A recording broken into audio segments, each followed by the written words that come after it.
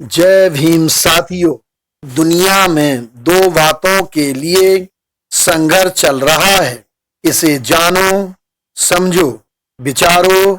एक पक्ष है जो चाहता है दुनिया में अंधकार कायम रहे, जो यह चाहता है कि दुनिया में अंधकार कायम रहे।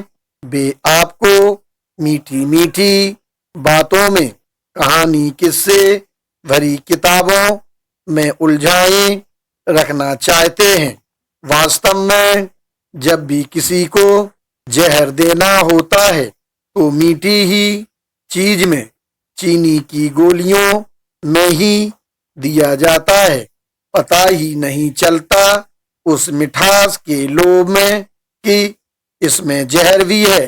दूसरा विचार आपको प्रकाश में ले जाना चाहता है, जिसमें कुछ कड़वी कड़वी बातें भी शामिल हैं। जब किसी के शरीर पर पैदा हुए फोड़े को ठीक करना होता है तो उस पर कैंची ब्लेड चलाना पड़ता है, जिसमें बहुत तकलीफ होती है। इसलिए विचार करो कि क्या पढ़ना है, क्या सुनना है।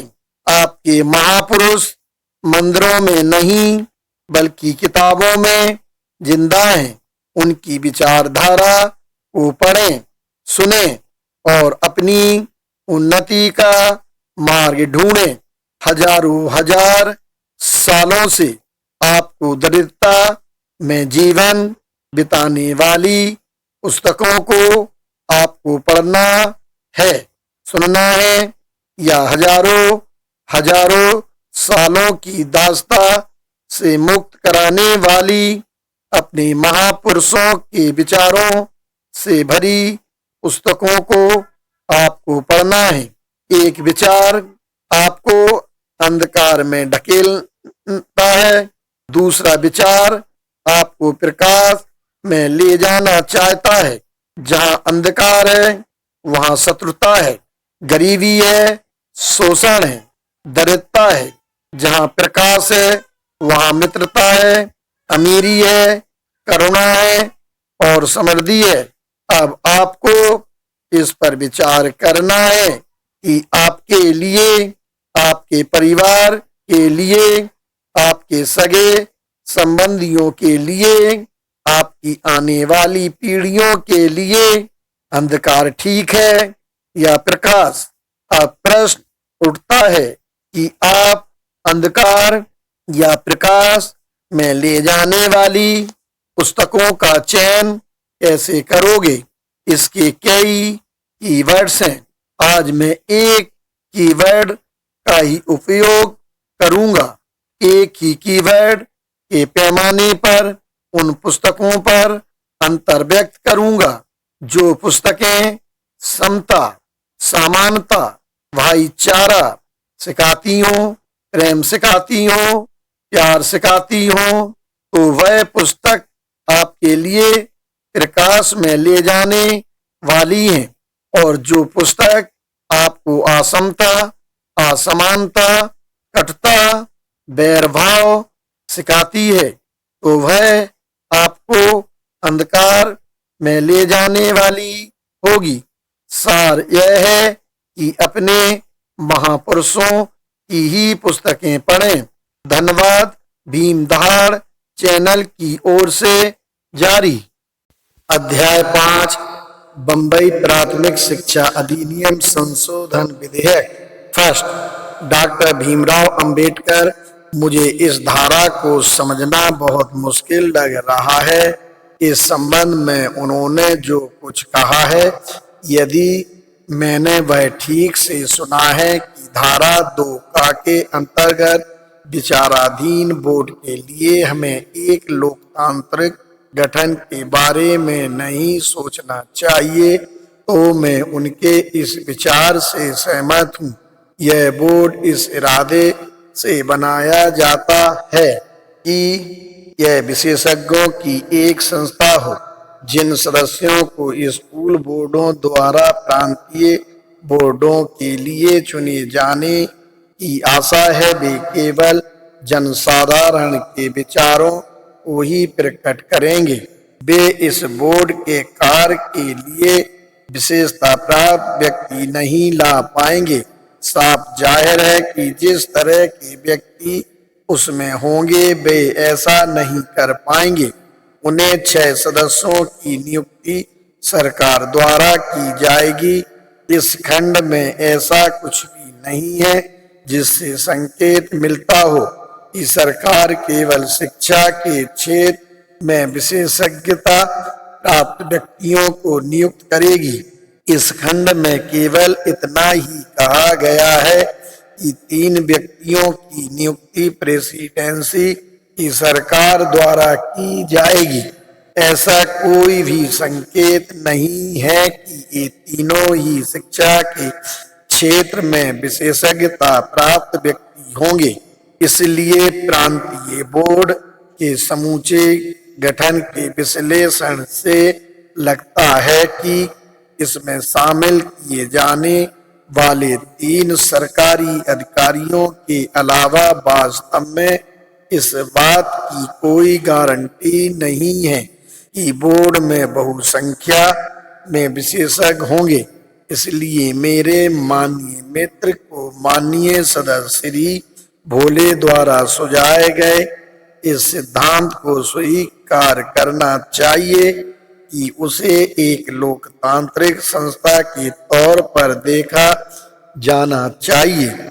उनके दृष्टिकोण से नामांकन के सिद्धांत पर निर्वाचन सिद्धांत अविभावी होना चाहिए। यदि मेरे माननीय मित्र कहते हैं कि बोर्ड को एक लोकतांत्रिक संस्था के रूप में नहीं बल्कि एक सलाह देने वाली संस्था के रूप में देखा जाना चाहिए, तो ऐसा करने के लिए उन्हें यह जरूर कहना चाहिए कि बोर्ड में बहुसंख्यक सदस्य शिक्षा के क्षेत्र में विशेषज्ञ होंगे।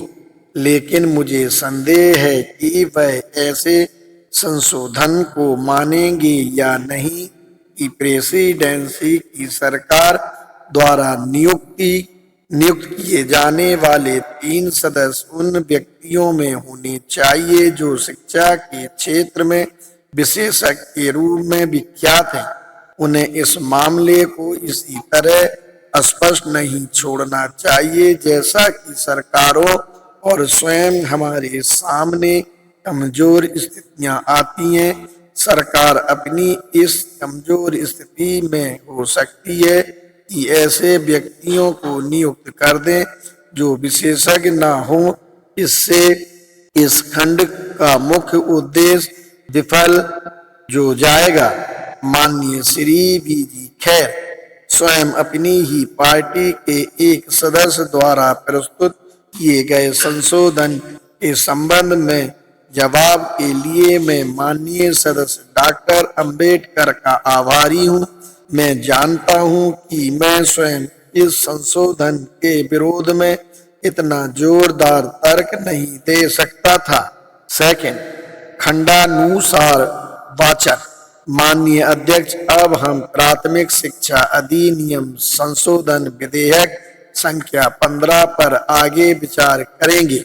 मैं समझता हूं कि पिछले मंगलवार को सदन में इस विधेयक पर विचार चल रहा था और जब बैठक स्थगित हुई तो संशोधनों की समेकित सूची में संशोधन संख्या 91 पर बहस जारी थी। यह संशोधन माननीय श्री जमुना दास मेहता ने प्रस्तुत किया था और यह इस प्रकार है। खंड 12 के उपखंड 2 में और एक कर्मचारी होगा शब्दों को निकाल दिया जाए। अब यह खंड संशोधित रूप में इस प्रकार होना चाहिए। 2, प्रशासनिक अधिकारी की नियुक्ति प्रांतीय सरकार द्वारा की जाएगी। उसका वेतन, अधिकार और कर्तव्य नियमानुसार निर्धारित होंगे। डॉक्टर भीमराव अंबेडकर महोदय, क्या मैं नियमानुसार आपत्ति उठा सकता हूं? संशोधन और उसका तात्पर्य मेरी समझ में नहीं आया है, इसलिए मैं इस विषय में कुछ सूचना प्राप्त करना चाहता हूँ। इस संशोधन के द्वारा और प्रांतीय सरकार का एक कर्मचारी होगा शब्दों को हटाना है। क्या मेरा यह कहना ठीक है? इसलिए इस संशोधन का तात्पर्य ऐसा लगता है। माननीय अध्यक्ष, जिन शब्दों को हटाना है वे हैं और एक कर्मचारी होगा। प्रांतीय सरकार शब्दों को हटाने का प्रस्ताव नहीं किया गया है। डॉक्टर भीमराव अंबेडकर।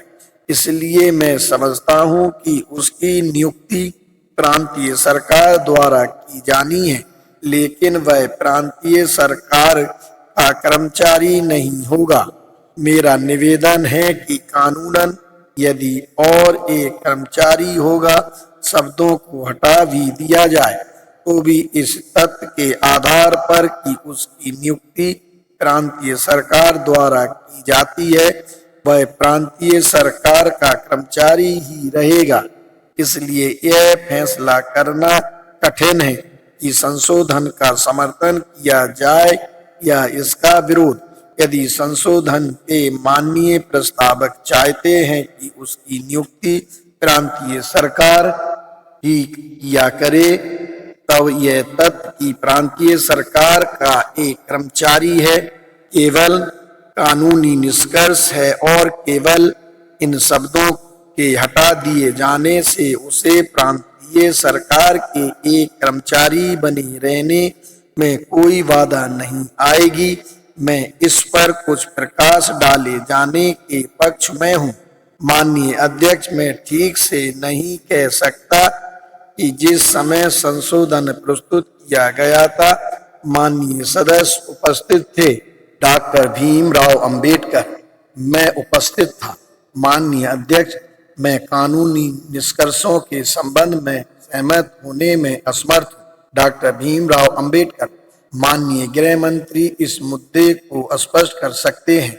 माननीय अध्यक्ष, मैं समझता हूँ कि विवाद का विषय यह था कि जिस तरीके से स्कूल बोर्ड द्वारा अधिकारियों का चयन या इनकी नियुक्ति की जाती है वह एक आदर्श या उचित तरीका नहीं है, तो यह बात सरकार पर छोड़ दी जाए कि वह बंबई के नगर पालिका आयुक्त की तरह इनकी नियुक्तियां करे, लेकिन जब तक सेवा में रहेंगे वे स्कूल बोर्डों के कर्मचारी होंगे और स्कूल बोर्डों का ही यह अधिकार क्षेत्र होगा कि यदि वे चाहें तो उन्हें निलंबित या बर्खास्त कर सकते हैं या स्कूल बोर्डों के अन्य कर्मचारियों की भांति उनके साथ व्यवहार कर सकते हैं।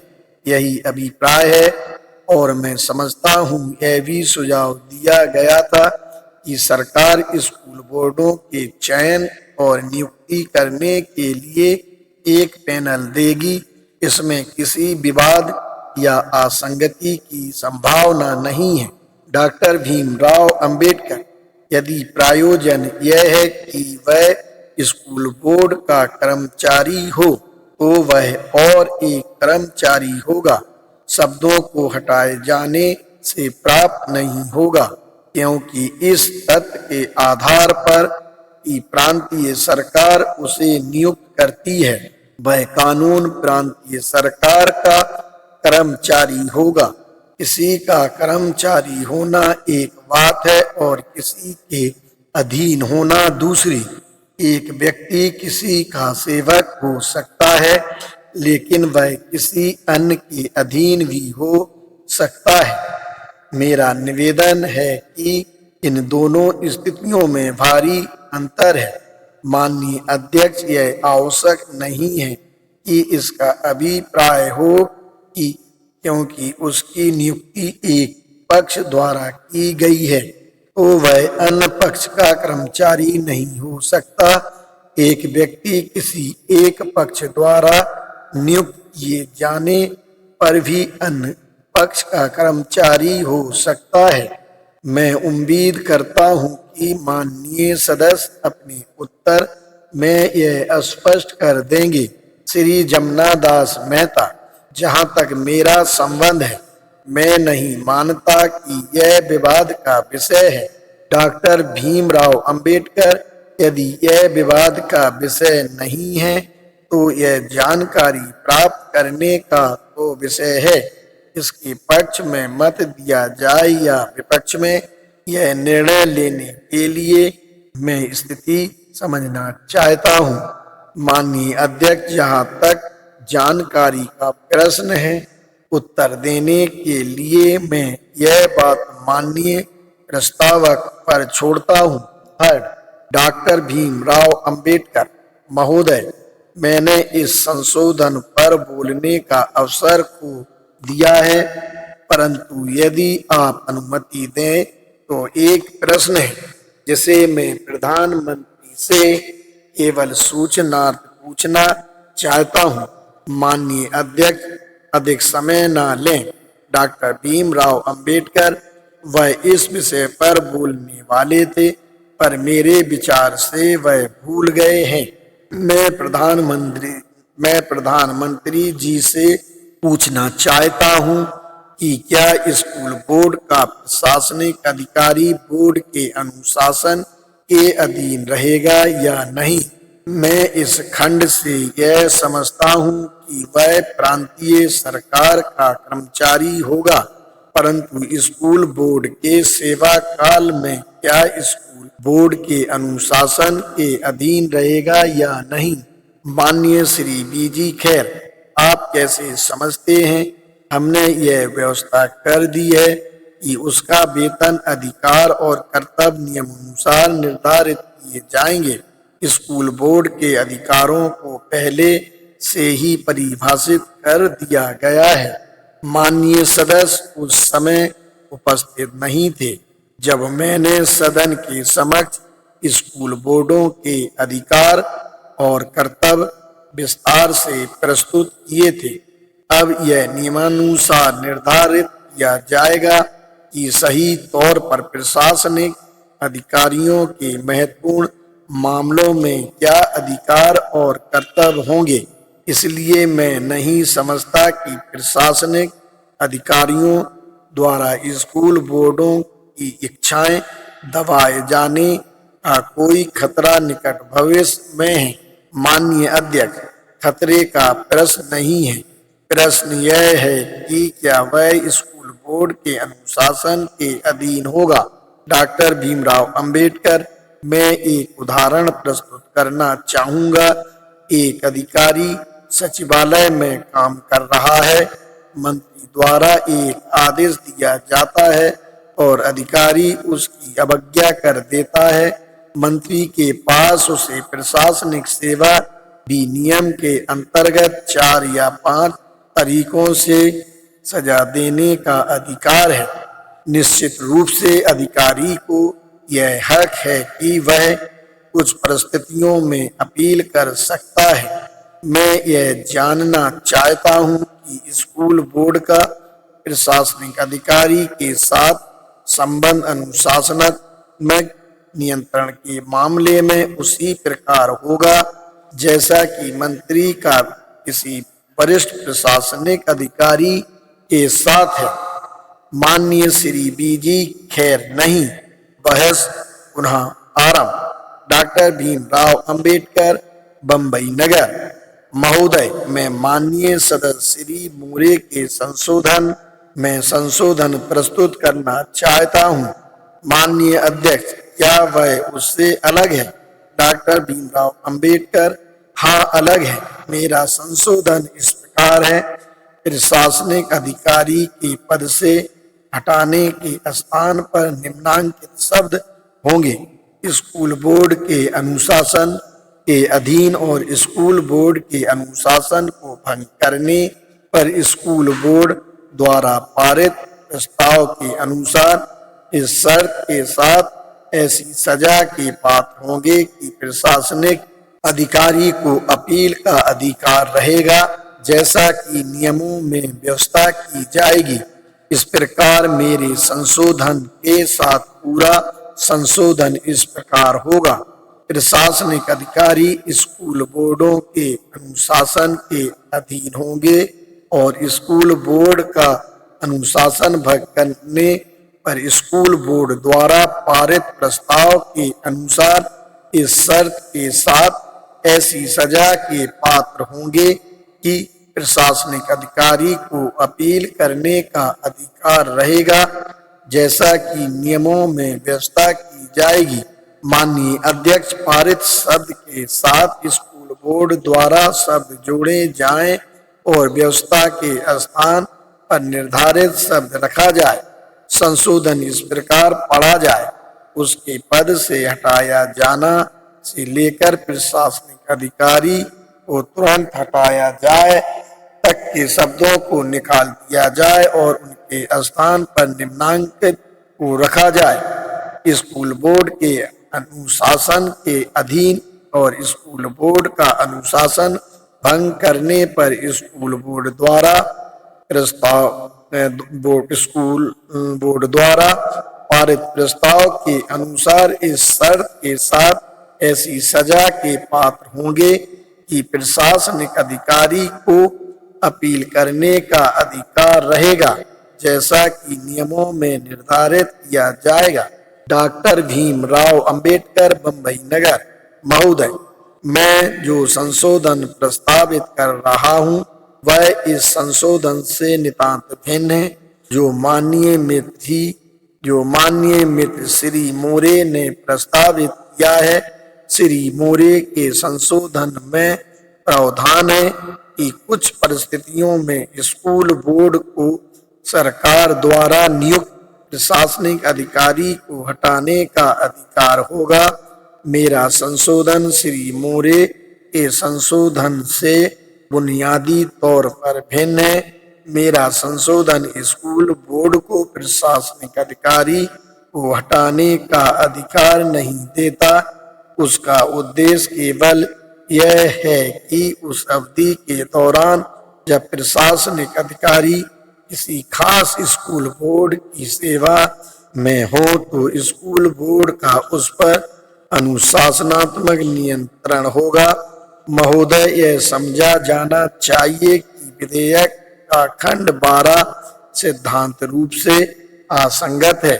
यह स्वीकृत सिद्धांत है कि एक अधिकारी जिस प्राधिकारी की सेवा में है वह उसके अधीनस्थ होना चाहिए। खंड 12 द्वारा हमने व्यवस्था की है कि प्रशासनिक अधिकारी की नियुक्ति प्रेसिडेंसी की सरकार द्वारा की जाएगी और उसी सरकार का कर्मचारी होगा। मेरे माननीय मित्र श्री जमुना दास मेहता द्वारा प्रस्तुत इस संशोधन पर सदन में जो अनेक सदस्य बोले उन सभी ने इस दोष मुक्त विसंगति की ओर ध्यान दिलाया है। इसलिए जो कुछ कहा जा चुका है उसे दोहराकर मैं सदन का समय नहीं लेना चाहता। खंड 12 को अधिनियमित करने का क्या परिणाम होगा? मुझे माननीय प्रधानमंत्री द्वारा अपनाई गई इस प्रक्रिया के कारण उनसे पूरी सहानुभूति है कि प्रशासनिक अधिकारी की नियुक्ति प्रेसिडेंसी की सरकार द्वारा की जानी चाहिए और वह उसी सरकार का कर्मचारी होना चाहिए। उनके प्रति मेरी सहानुभूति दो कारणों से है। पहला कारण यह है कि स्थानीय बोर्डों या स्कूल बोर्डों द्वारा प्रशासनिक अधिकारी की नियुक्ति की जाती रही तो उसका एक नतीजा यह होगा कि प्रशासनिक अधिकारी को अपना सारा जीवन एक ही स्थान पर बिताना होगा, जो कि सिद्धांत रूप से निसंदेह एक बुरी बात है, क्योंकि जब कोई अधिकारी किसी एक ही जगह पर सेवा में रहता है तो वह अपनी मित्र मंडली बना लेता है और इससे उसे अपने प्रशासनिक अधिकारों को पक्षपात पूर्ण तरीके से उपयोग करने के अवसर प्राप्त हो जाते हैं। इसलिए इन प्रशासनिक अधिकारियों को एक स्थान से दूसरे स्थान पर स्थानांतरित किया जाना जरूरी है, जैसा कि जिलाधीश, जिला जज जैसे महत्वपूर्ण अधिकारियों को एक जिले से दूसरे जिले में भेजे जाने की व्यवस्था है। माननीय प्रधानमंत्री द्वारा अपनाई गई इस प्रक्रिया के कारण उनके प्रति मेरी सहानुभूति का दूसरा कारण यह है कि जब तक एक सरकार प्रशासनिक अधिकारियों की नियुक्ति नहीं करती, तब तक नियमित सेवा का ऐसा काडर नहीं बनाया जा सकता जिसमें पदोन्नति के अवसर यदि हो। मेरी इस संबंध में पूरी सहमति है, परंतु महोदय, मेरी समझ में यह नहीं आ रहा है कि कम से कम अनुशासनात्मक नियंत्रण के उद्देश्य से सरकार को इन अधिकारियों को स्कूल बोर्डों के अधीन करने में क्या कठिनाई है, जैसा कि विधेयक में संकल्पना की गई है।